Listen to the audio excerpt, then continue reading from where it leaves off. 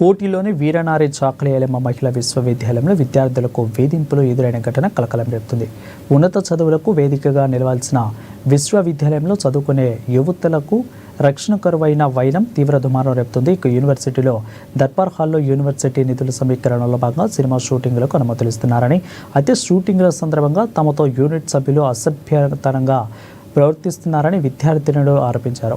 ఇటీవల శివ, కార్తికేయన్, శ్రీలీల నటిస్తున్న పరాశక్తి షూటింగ్ సమయంలో తమతో యూనిట్ సభ్యులు అసభ్యంగా ప్రవర్తించారని విద్యార్థినులు ఫిర్యాదు చేశారు.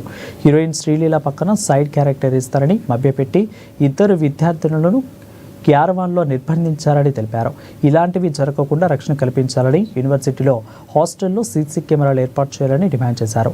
650 మంది హాస్టల్లో 3 సీసీ కెమెరాలు మాత్రమే ఉన్నాయని ఆందోళన వ్యక్తం చేశారు. విద్యార్థినుల ఆందోళనకు దిగొచ్చిన ప్రిన్సిపల్ పావని స్పందించారు.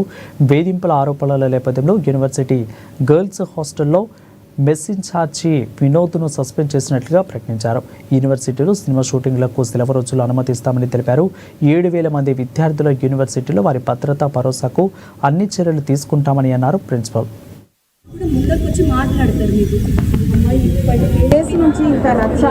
సో ఇప్పుడు పాయింట్ వచ్చేసి ఏంటంటే మా పీజీ అంటే మా సీనియర్స్కి హాస్టల్ ఉస్మానియా యూనివర్సిటీలో ఉంది.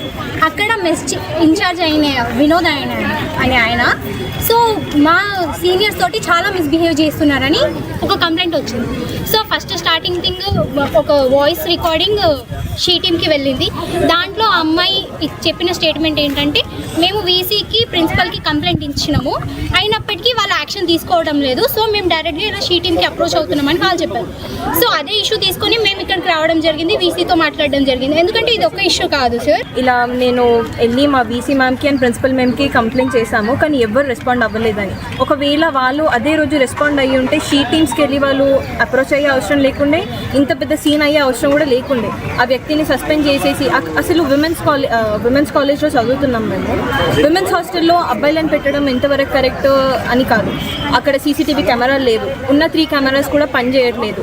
బయటికి వద్దామన్నా ఇక్కడ బయట ప్రతి ఒక్కరికి తెలుసు ఈ ఇష్యూ అవుతుందని, కానీ మా కాలేజ్లో చదువుతున్న మాకే అసలు ఈ విషయము బయటి వాళ్ళు చెప్పే వరకు మాకు కూడా తెలియదు.